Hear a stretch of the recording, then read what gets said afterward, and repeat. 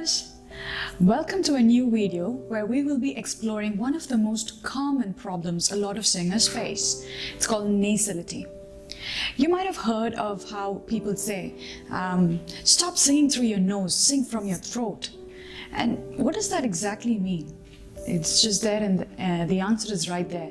It means that most of your air is passing through the nasal cavity. When air travels from your lungs, it's supposed to travel to your larynx and then the pharynx, and it is supposed to occupy all the resonating spaces that's present in this region, and all that together sort of produces the sound which is needed for you to sing. But what happens in some cases is that the air will just be passing through the air passages over here located in the nasal in the nasal cavity, because of which it will sound very flat when you sing. Like, for instance, twinkle twinkle little star, how I wonder what you are. So you see, it just sounds very flat, very dead. It just sounds like, there's no energy in that. So I'm going to be sharing a tip, a very practical tip on how can you, control the opening and the closing of your vocal cords, and to be able to open your air passage so it can contribute more towards the singing and to increase your vocal power from your throat and from your chest. So one of the tips that how you can recognize that is by every word which ends with ng, like sing, hang. These kind of words, you must try to repeat it without closing your mouth like this. Sing, hang, ang, ang, ang, ang.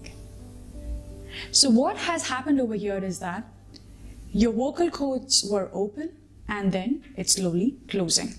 So that way you're actually able to control the air passages over there. Now what if you want to practice, trying with a little bit of vowels, because vowels actually take a lot of, it happens to explore more of those spaces in your mouth which you don't use at all, which can actually help a lot with singing. For instance,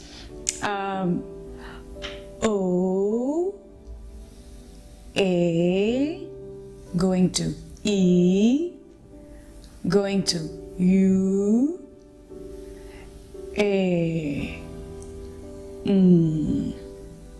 So if you were gonna do that fast, it would be like this: O, A, E, U, So what happened over here is that your air passages were open, and slowly you were controlling as to what degree your vocal cords were opening and then closing. So this way, when you keep on taking a few practices before your song performance, you will be able to control the entry and the exit of air through these passages. And another practical tip would be, always make sure your back is straight. Not that it's dead straight like that, but you should not be hunching forward, because what happens is that the way you support your spine and the way everything is stacked properly will enable air passages to happen, to flow well. And also it's always good if you can engage in a little bit of vocal exercises which can actually sort of open up your vocal cords, like ah, o, e, u.